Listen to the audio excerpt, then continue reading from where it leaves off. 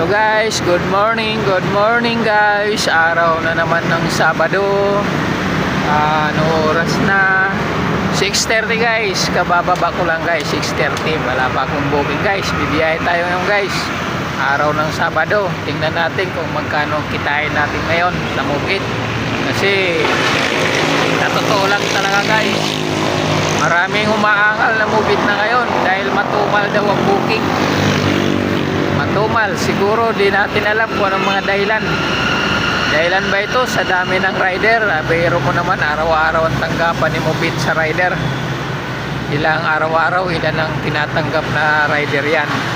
So dapat araw-araw din marami na dadagdag na booking. Pero mo yan guys, dati nung bago lang ako dito guys, ako sumusuko sa booking. Pero ngayon guys, sumusuko yata ako sa walang booking. Dahil ang tagal na magantay ng booking ngayon. Hanggang ngayon wala pang pumapasok na booking guys oh. Ayan guys oh, naka-auto accept pa ako niya, naka-auto accept. Pero wala pang pumapasok na booking. Samantalang dati mga November, December hanggang January, pagbaba mo pa lang, pag open mo ng apps, sigurado may papasok na agad. Pero ngayon guys, nakaka5 minuto, 10 minuto na yata ako dito sa tatayuan ko ngayon, lugar ko ngayon kung saan ako nakapwesto. Wala pang pumapasok na booking guys. Araw ng Sabado ngayon, January 20. Ngayon guys, wala pang pumapasok na booking. Hindi natin alam kung anong mangyayari ito mamaya maghapon. Kung tuloy-tuloy bang ganito. Sana sa swertein tayo pag nakakuha tayo doon sa mga pupuntahan natin. Sana doon ang mayroong mga booking. Oh guys oh, nandito tayo sa isang gasoline station. Dito tayo nagtatambay. Dito lang to, malapit lang to sa amin. Kasi kalalabas ko nga lang guys. So yun guys, abang-abangan lang natin ang mga. Tingnan natin kung magkakaroon tayo ng booking ng marami o anong mangyayari. Matumal na daw ang booking ni Mubit. Ano ba yan? Ito guys, nagkaroon tayo ng unang booking. Si Risa. Drop off nito guys ay sa ayan, Transport Mirasol Street, Cubao, sa may Cubao. Rate niya 160, 161 ang rate. So ito ang unang-una natin booking guys. Hintay lang natin. Punta na siya rito. Sa waiting area tayo, hinintay lang natin guys. Guys, kanina guys, mula nung pagka-pick up ko sa Batasan guys, tuloy-tuloy yung booking ko guys. Nakailang booking na ako ngayong oras, alas 9:30 na. Tuloy-tuloy ang booking guys. Ngayon nandito ako sa Cubao guys, kada drop off ko lang ng aking pasahero. Pero ngayon lang ang walang booking pang pumasok. Pero mga 5 minutes pa lang naman ako ngayon guys. Pero kanina guys, tuloy-tuloy. Ngayon lang medyo nawala. 9:30. Wala pang booking na pumapasok. Tingnan ko guys kung ano, tingnan natin kung ilang pumasok kanina na tuloy-tuloy ang booking.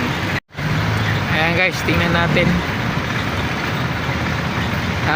592 guys, 592. Tapos naka 8 booking na, 8 booking. Tuloy-tuloy yan, naka 8 booking. Sana makakuha pa tayo ito, tatlo para makuha natin yung incentive. Tatlo na lang, sayang. Sana may booking na pumasok para makakuha tayo ng incentive.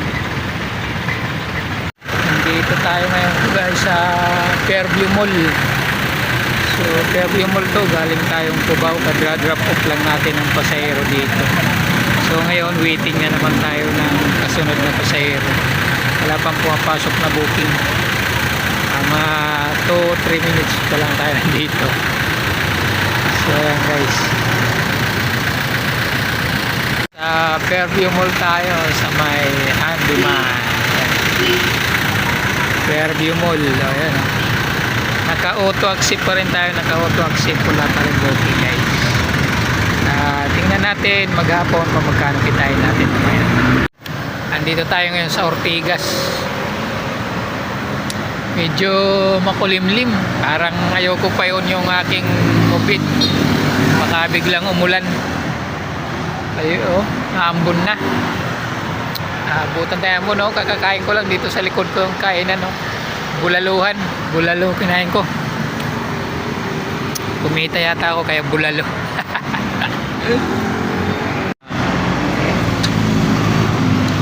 Ortigas. Punta doon Idsa. Ayan na, ambon na. Guys, alas 3:30 na. Kadra-drop off lang ng pasahero ko dito sa White Plains. Nasa White Plains tayo, guys. So alas 3:30 na, balak ko nang umuwi kasi kanina pa ako eh.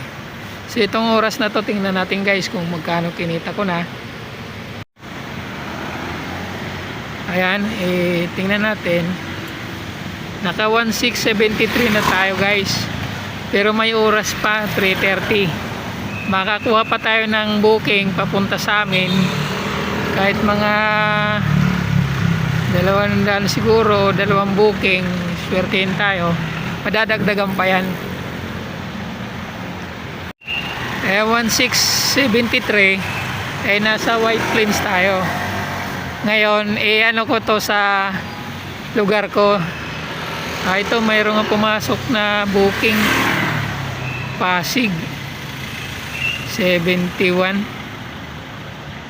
papuntang Pasig. Guys, may pumasok na booking.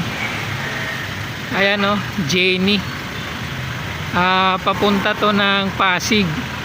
Tama-tama lang to, padaan. Ang rate niya ay 89. So nadagdagan yung ating ano muna natin, message to. Tapos tingnan natin kung saan yung niya, pick up. 1 kilometer ang pick up. So ayan guys, nadagdagan yung ating earning. Pick upin muna natin. Guys, nandito na naman tayo guys, nakauwi na naman tayo. Magkano kayang kinita natin ngayong araw na ito guys? Kararating lang natin ng 520. Tingnan natin yung kabuuan ng kinita natin mula kaninang umaga guys. Open natin yung ating earning. Open natin. Ayan guys, naka 1844 tayo guys. Ilang booking yan? 1844, 18 booking. Tingnan natin kung anong oras tayo nagsimula.